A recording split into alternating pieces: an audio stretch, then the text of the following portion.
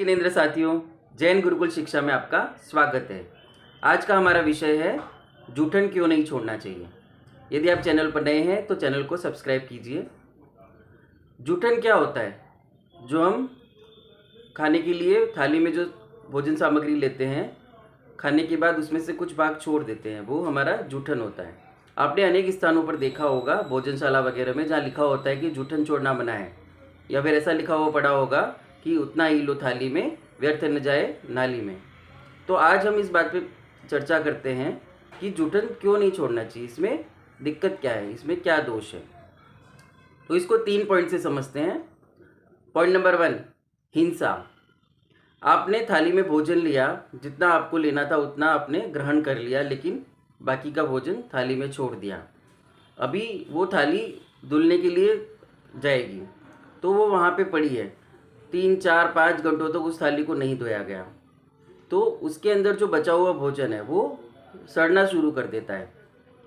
कई बार हमने देखा होगा, हम टिफ़िन ले जाते हैं, सुबह 8 बजे का बना हुआ टिफ़िन, और लंच करने में देर हो जाती है तो 3-4 बज जाते हैं, तो फिर जो दाल होती है उसमें से बदबू आने लग जाती है। तो बदबू क्यों आ रही है? क्योंकि वो दाल सड़ गई है, उसके अंदर जीव पड़ गए, तरस गए, जीव पड़ गए। तो इसीलिए अगर हमने जूठन छोड़ा है और वो सड़ रहा है, टाइम पे उसको, उन बर्तनों को नहीं धोया गया, तो उसके अंदर सड़ते रहेंगे और जीव उसमें पैदा होते रहेंगे। फिर बाद में जब थाली को धोया जाएगा, कटोरी को धोया जाएगा, तो केमिकल वाला साबुन यूज़ करते हैं, और उस केमिकल वाले साबुन से उन जीवों से सही जूठन को धोया जाएगा, तो उस केमिकल से वो सारे जीव मर जाएंगे। इसलिए अगर आपने जूठन छोड़ा है तो आपको उस हिंसा का पाप अवश्य लगेगा, इसलिए जूठन नहीं छोड़ना चाहिए। पॉइंट नंबर 2, मेहनत से कमाया हुआ। आपके घर में जो भी व्यक्ति है जो अपनी मेहनत से कमाकर घर में पैसे लाता है, और उन्हीं पैसों से आपका भोजन बनता है, तो बड़ी मेहनत से मिलता है। जैसे किसी को सैलरी मिलती है तो उसकी कंपनी उसको 1 रुपया भी सैलरी ज़्यादा नहीं देती है, तो इतनी मेहनत से कमाए हुए पैसे को वेस्ट करना कहाँ तक विवेकपूर्ण बात हुई? ये तो अविवेकपूर्ण बात हुई। इसलिए विवेक रखते हुए जूठन नहीं छोड़ना चाहिए। पॉइंट नंबर 3, महंगाई। अब महंगाई कैसे बढ़ती है? कोई भी चीज़ महंगी और सस्ती कैसे होती है? ये इकोनॉमिक्स का एक लॉजिक है, डिमांड एंड सप्लाई। अगर कोई चीज़ जितनी अधिक उपलब्ध है, उसकी डिमांड तो रहेगी, लेकिन उसकी प्राइस कम हो जाती है, वो कम कीमत में मिल जाता है। लेकिन सप्लाई कम होगी तो उसकी कीमत बढ़ जाती है। अभी हम जूठन छोड़ के कैसे डिमांड बढ़ाते हैं?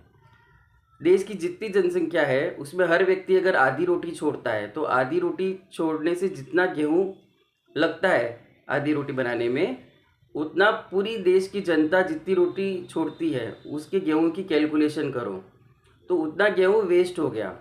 अभी उतना गेहूं वेस्ट हुआ तो हर घर को उतना गेहूं नया चाहिए, तो उतनी डिमांड बढ़ गई, और उस डिमांड बढ़ने के साथ में वो गेहूं महंगा भी हो गया। ये तो सिर्फ गेहूं की बात हो रही है, बहुत सारी बाकी भी की चीज़ें हैं जो महंगी महंगी भी होती हैं, जो हम वैसे ही वेस्ट कर देते हैं। तो अगर चीज़ महंगी हो जाएगी तो गरीब लोग उसको खरीद नहीं पाएंगे, तो एक तरह से उनको दुखी करना होगा, तो ये भी एक तरह से हिंसा ही है, और महंगाई बढ़ाने का एक कारण है जो देश के लिए भी अच्छा नहीं है। इसलिए जूठा नहीं छोड़ना चाहिए। उतना ही लो थाली में, व्यर्थ न जाए नाली में। वीडियो पसंद आई हो तो लाइक करें, शेयर करें और चैनल को सब्सक्राइब करें। जय जिनागम, जय महावीर।